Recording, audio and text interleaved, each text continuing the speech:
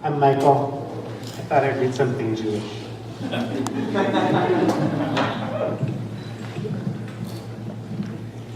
As the days and weeks trampled by, Ali grew ever more accustomed to his life in Cairo, to the world of the Jews and the inverted shape of his days. He enjoyed the contemplative solitude of his schedule, working when the city was asleep and going to bed when the sun rose. Most days he awoke just after noon to the sound of children running home from lunch. The sun was bright through the mashrabiyah above his head, but already on its journey down the western slope of the sky. After washing, he prepared himself a pot of tea and warmed a plate of food, a bit of dinner from the night before. After breaking fast, he fed the kittens and set out for his daily walk around Fustat. Cutting through the mostly Coptic neighborhood around the old Byzantine tower, he might buy a few vegetables at the produce market or some bread at the bakery El Zikri had recommended. On days he felt particularly flush with money, Ali would get supper from one of the vendors whose pots crowded the entrance to the produce market. Most of the time, however, he was just as happy to linger within range of their smells, letting the murky tang of malachia mix into the terrain of beef stew with carrots and kamea frying in hot oil. When he finished with his shopping, Ali usually continued on past the end of the produce market to a narrow street occupied primarily by textile workers. Beyond the tent makers, tailors, and embroiderers was a small fabric shop owned by Ephraim Shamaria.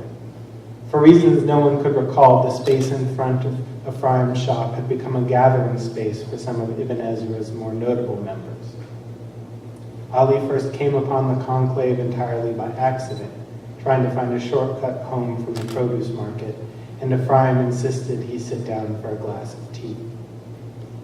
In the following weeks, Ali learned a more direct route home. Still, he often found himself stopping by for a few minutes to sit, drink a glass of strong sweet tea, and listen to the men discuss the news of the neighborhood, of Fustat, Qahira, and the larger world.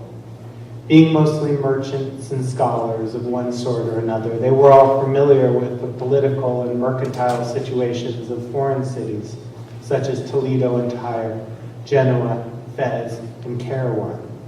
In addition to these far-flung lands, the men outside the fabric shop spent a great deal of time discussing the finer points of Jewish law and practice. They were particularly animated about an ongoing leadership dispute between the head of the yeshiva in Jerusalem and an upstart rabbi named Nathan ibn Abraham. From time to time, one of the men would direct a question at Ali, but for the most part, he just sat and listened. As much as he learned in those first few weeks as watchman of the Ibn Ezra synagogue, there were still many aspects of Jewish life that remained mysterious. He knew that Jews sprinkled their prayers throughout the day and often observed them pause to mumble a benediction over tea or a piece of bread, but he had only the vaguest understanding of when or why they were obliged to pray. He did not fully understand the purpose of the Sefer Torah, nor why it was kept locked away in an ark, and any questions he asked about the ritual baths were met with laughs and bawdy insinuation. The Jews' most perplexing ritual, however, was their practice of discarding papers in the attic next to the women's section of the synagogue. Even after Ephraim explained the concept behind the practice, their belief that documents containing the name of God should not be discarded like common trash, Ali still had a difficult time understanding why they would keep such papers in the attic, and he wondered what would happen when the attic was full. Eager as he was to learn, however, Ali thought it best to keep these questions to himself, to do his job and let the Jews be Jews. He would learn soon enough, he told himself, and he was right. Almost exactly a month after Ali began his position, the last renovations to Ibn Ezra were completed. Finally, after years of praying at the Babylonian synagogue nearby, the members of Ibn Ezra would have their own space, and just in time for the Jewish New Year. All week, the neighborhood buzzed with preparations. New clothes were made, Visiting rooms were swept and the air smelled sweet with fresh baked bread. The exterior of the synagogue was scrubbed and scrubbed again. The new windows above the women's section were washed. The tapestries were taken out, beaten, and rehung.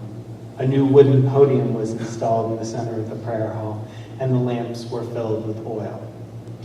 Ibn Kamuna's son was given the honor of reading from the Sefer Torah, and his reading would be followed, it was said, by an exegesis from Shamaria the Pious.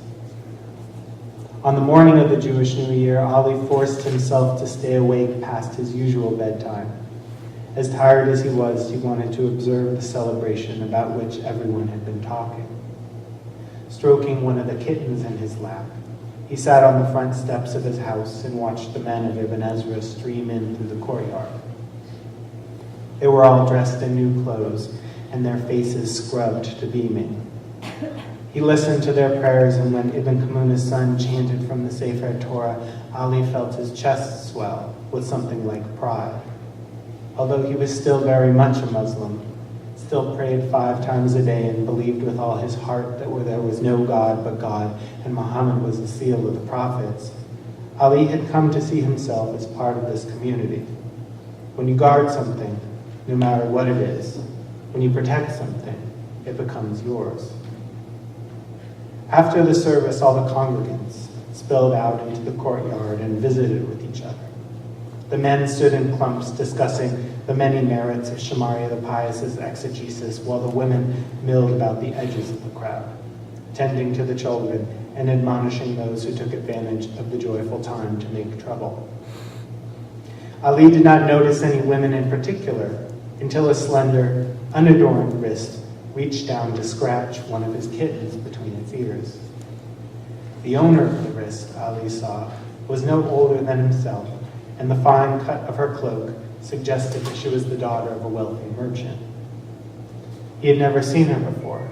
He was sure of it. How could he forget those perfect sloping eyebrows, that gentle curve of forehead, and yet somehow her face seemed familiar. Balanced unsteadily on the cusp between childhood and marriage, she kept to her spot near the well, every so often acknowledging the greeting of an older woman or gently chastising a child for running too quickly about. It was not seemly to stare, Ali knew, but he could not bring himself to look away. As he was about to rise, to remove himself physically from the temptation of looking, the young woman went out of her way to catch his eye. When he recalled the moment later, Ali could not remember the color of her eyes, swirling from green to blue to hazel like the reflection of light on water.